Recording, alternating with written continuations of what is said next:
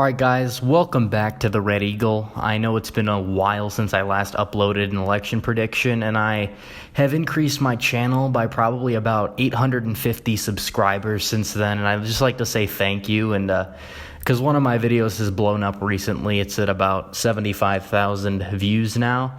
And if you're new to the channel, this is basically what we do is we do election predictions, and I'll be uploading some more political videos in the near future, so stay tuned for that. So today I would like to do this Trump versus Beto prediction of the 2020 election. So here we go. I'm going to go state by state from left to right. So starting by Nevada. Nevada is a state with a lot of suburban sprawl in the Las Vegas area. A lot of illegal immigrants moving into Nevada. Now, I think it'll be competitive.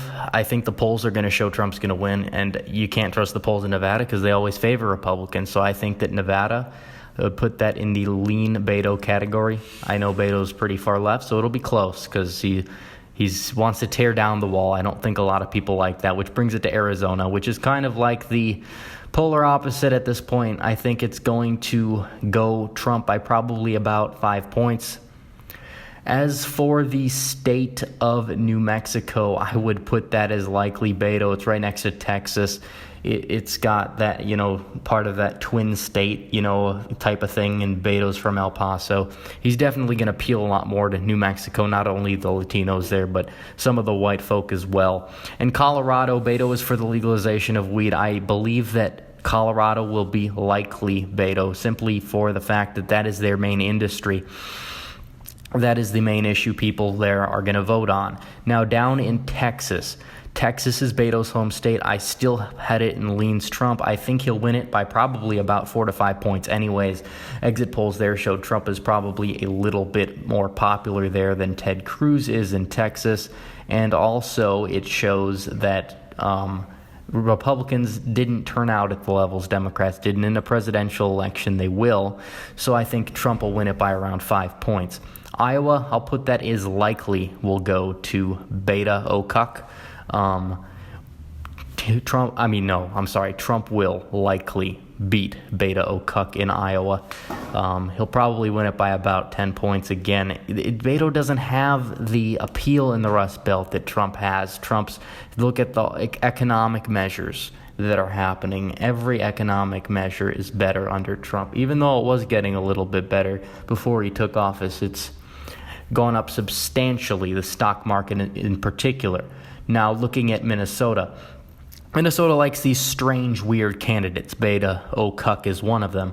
And I believe he will win Minnesota.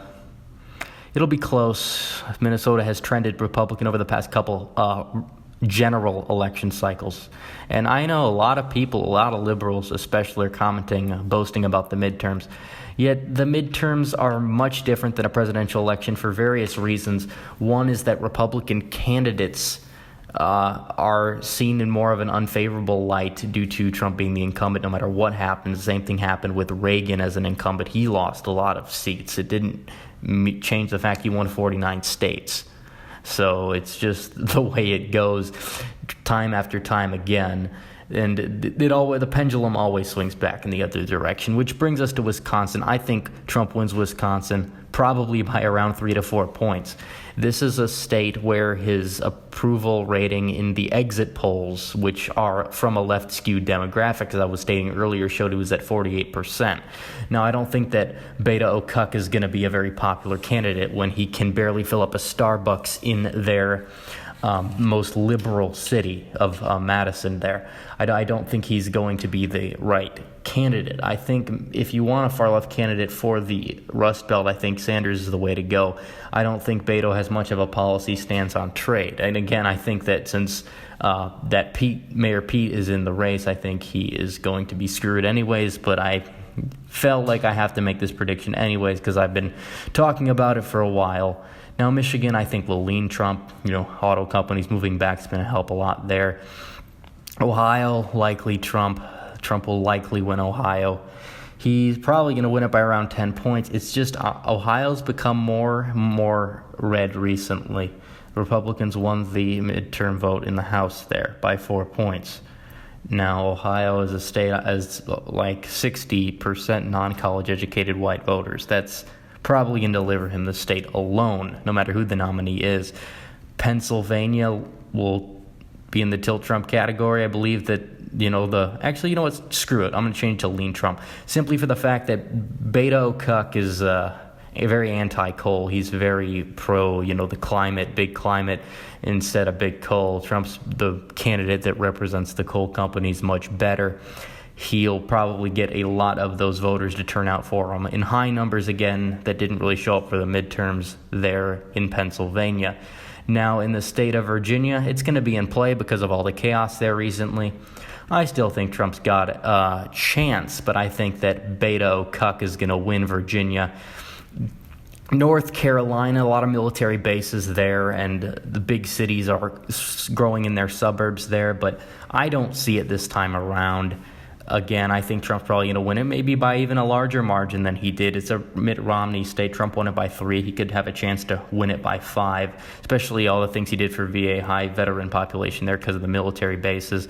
Georgia, Democrats are going to put all their eggs in Georgia and Texas and Arizona in this election, and it's going to fail miserably. I think Trump wins Georgia by about 5 points. You put an unpopular Republican governor candidate, Brian Kemp, there, and he won in the midterms when he, had a gun pointed at a boy in his video ad, which was a funny ad, but I think it would turn off a lot of independents in the Atlanta suburbs. It didn't.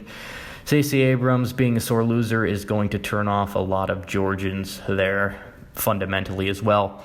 Now in the state of Florida, Florida is going to be a very close state. As usual, it's always close no matter who the nominees are. Trump will win it. They gave him a chance once. They'll give him a chance again. He got roughly 49% there last time around. His approval numbers have gone up since Election Day. It was 37. Now it's about 44. By then, it probably could be around 46 nationwide. I think Florida's a state he's going to win. The Republicans won the House vote there and picked off a Senate seat, and basically that was 8 points over the national average is what they overperformed in Florida, so Trump will win Florida. New Hampshire, I'm leaving that as a pure toss-up simply for the fact that I don't know. I don't have a lot of data. It's a state that probably Beta is going to have to win if he wants a shot at the nomination, so he's going to put a lot of energy there. So I think that New Hampshire would I don't know. I really don't know. I haven't seen a lot of data or polls. I know that Republicans got walloped there in the midterms, but again, that really doesn't necessarily translate to a victory for Trump in the general, especially because a lot of Democrats there voted for Trump.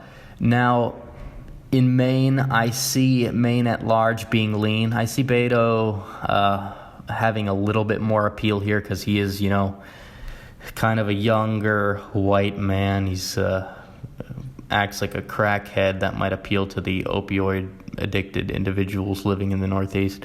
Now, Maine's 2nd district, I see that as likely Trump. I'm not going to put it in the safe column, but the Republican would have won it if it wasn't for ranked choice voting. And I think Trump got a lot of Democrat votes as well. So I think in this district, I think he'll win it probably around 5 to 10 points, kind of like he did last time.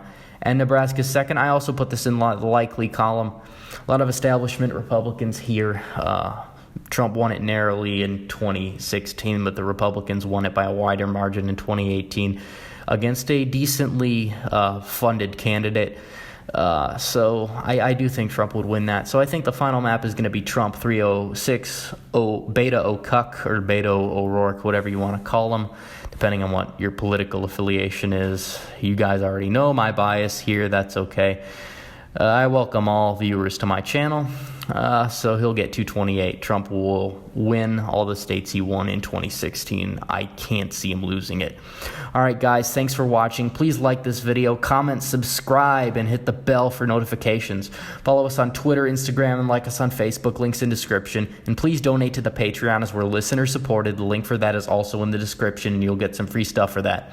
All right, thanks again for watching, guys. Red Eagle out.